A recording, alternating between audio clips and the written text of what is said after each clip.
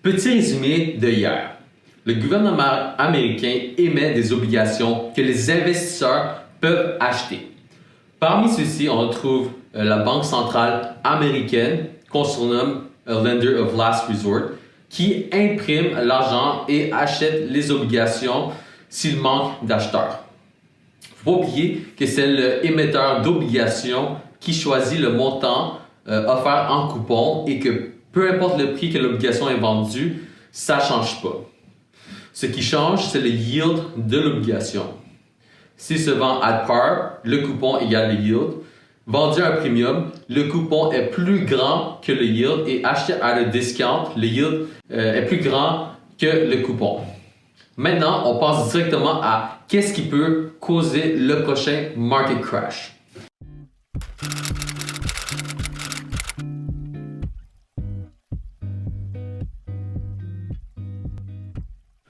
Pour avoir la pin qui pop la bulle spéculative, normalement, le marché montre des signes de overvaluations. En d'autres mots, bulle spéculative, ça veut dire pic dans la valeur des actifs. Si on regarde la bourse aux États-Unis, le Buffett Indicator, on voit qu'on est à 213%, qui est comme un record. Market cap to GDP. Ça signifie que pour chaque dollar de PIB, il y a 2,13 qui est représenté à la bourse. Mais ça n'a aucun sens vu que le marché boursier est supposé de représenter l'économie, right? Comme vous pouvez le voir, on revient toujours à la moyenne, mais la question c'est quand?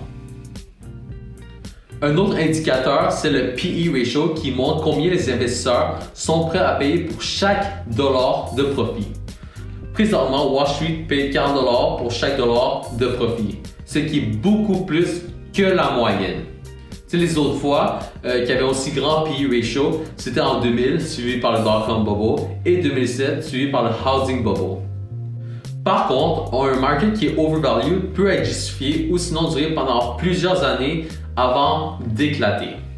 Présentement, avec une banque centrale avec des taux d'intérêt à presque 0% et qui n'ont pas de limite en termes de liquidité, ils ont créé un plancher pour le marché boursier de Wall Street et les investisseurs savent que s'il arrive de quoi et que l'indice en bourse commence à dégringoler pour X raison, la Fed va arriver puis il va sauver tout le monde en imprimant de l'argent pour re-inflate le stock market.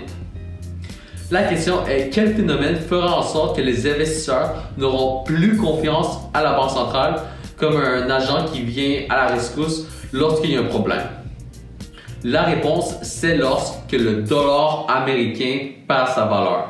Si le gouvernement n'arrête pas de s'endetter, il y a moins d'institutions qui vont vouloir prêter de l'argent vu qu'ils vont avoir peur que le gouvernement ne puisse pas leur repayer.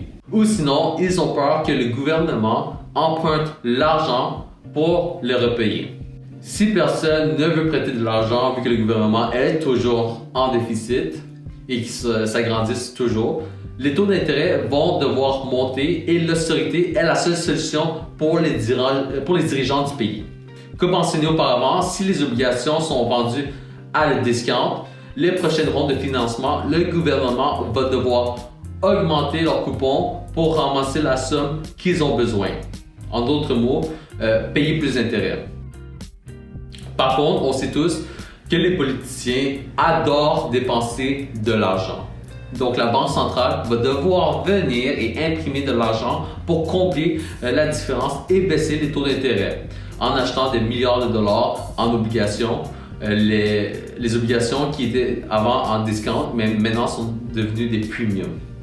Par contre, en faisant ceci, ça déprécie la valeur de la devise, ce qui engendre l'inflation.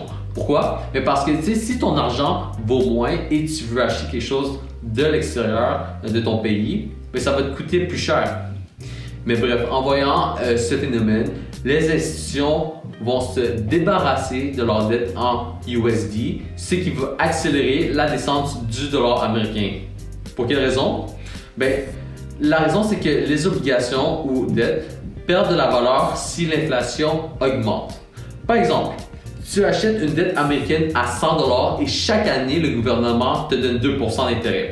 Si l'inflation est à 0,5%, tu fais un profit de 1,5% en vrai terme. Cependant, Si l'inflation monte à 3%, tu perds 1% et en plus, le 100 $ qu'ils vont te redonner pour te l'avoir emprunté, ben, il va perdre son pouvoir d'achat. C'est pour ça que la Chine et la Russie, tranquillement, commencent à revendre la dette américaine comme vous pouvez le voir depuis les dernières années. Si vous regardez la dette américaine, on comprend tout de suite ce qui motive les investisseurs chinois et russes. Je vous rappelle que la richesse est simplement transférée, mais jamais perdue. Au lieu, la Russie a accéléré ses achats en or. Même chose pour la Chine. Dans le fond, l'or et les obligations sont deux actifs complètement inverses. L'or apprécie avec l'inflation et les obligations bénéficient de la déflation. Je ne veux pas que cette vidéo soit trop longue, donc demain, j'expliquerai pourquoi l'inflation qui est trop élevée cause des enjeux pour les banques centrales et la bourse. Ainsi, je vais vous montrer quel chart on doit suivre pour savoir c'est quand que le gouvernement perdra le contrôle de l'inflation.